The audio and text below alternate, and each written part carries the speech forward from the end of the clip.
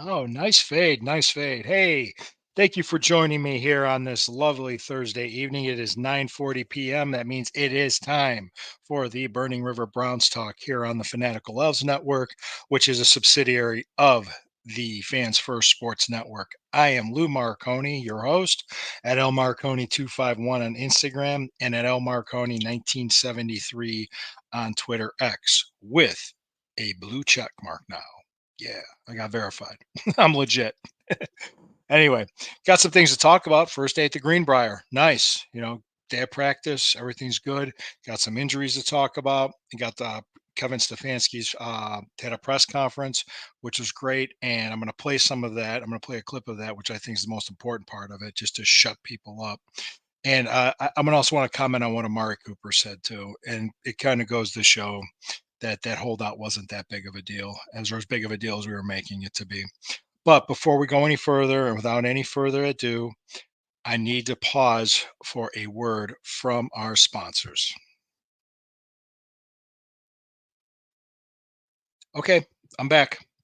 All right, wonderful, wonderful, wonderful. Okay, let's jump right into today at the Greenbrier first day. They got some rain. Let's jump right in. I am going to share my screen with you, and I'm going to play a clip. That's right. High tech here. High tech as always. I'm going to go ahead and play this clip. Let me do two things. Let me go ahead and hit the share. Let me hit the expand so we can see it. And let me play this clip for you. Tony, you can tell everybody I'm going to call the plays this year, so I'm going to get that out of the way. I know everybody's interested.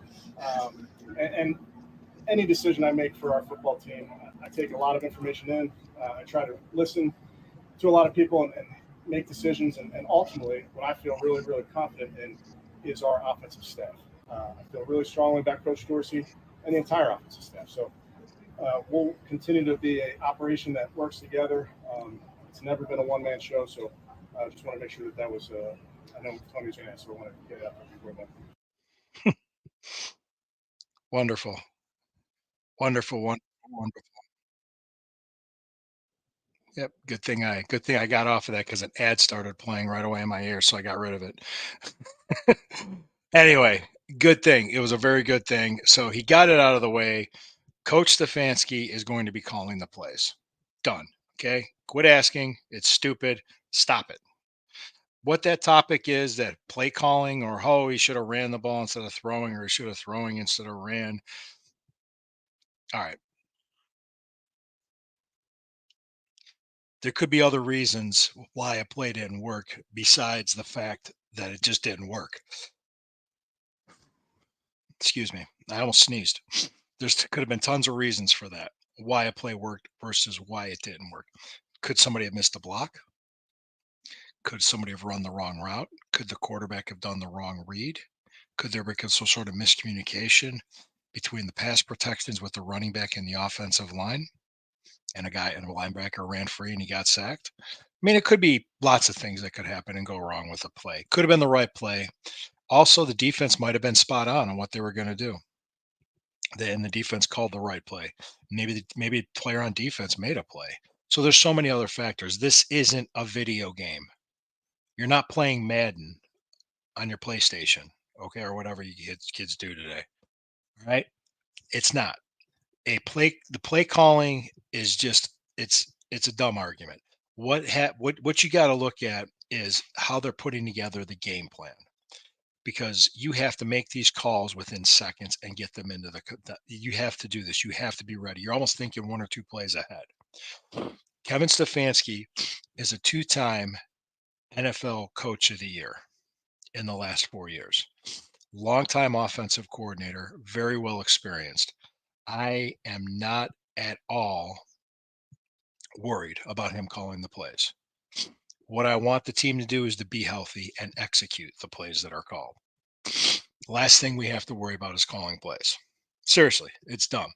Ken Dorsey, he is going to be the offensive coordinator, meaning he's putting together the game plan. He's going to have a lot of input. He's going to be the leading voice in that quarterback room.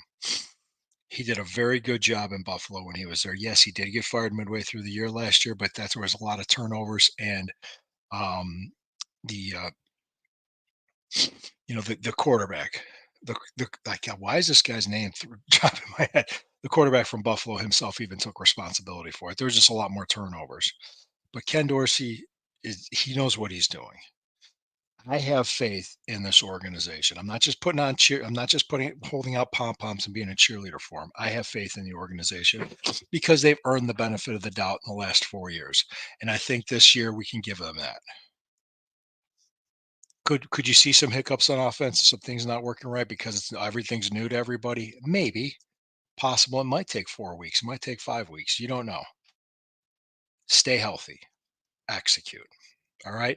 Uh, On to the injury news, which surprised me. Greg Newsom had to have hamstring surgery.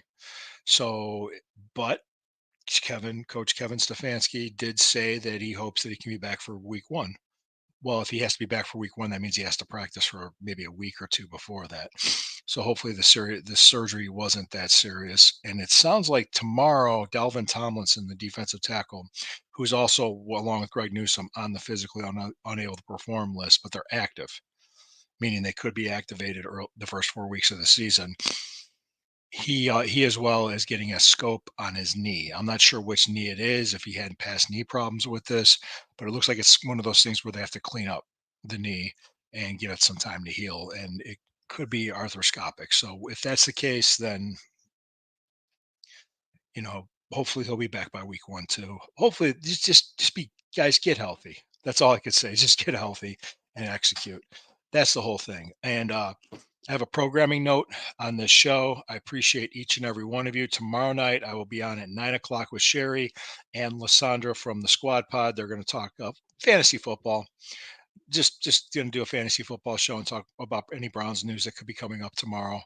Um, uh, Josh Allen. Josh Allen was a quarterback from the Bills. God, why did his name?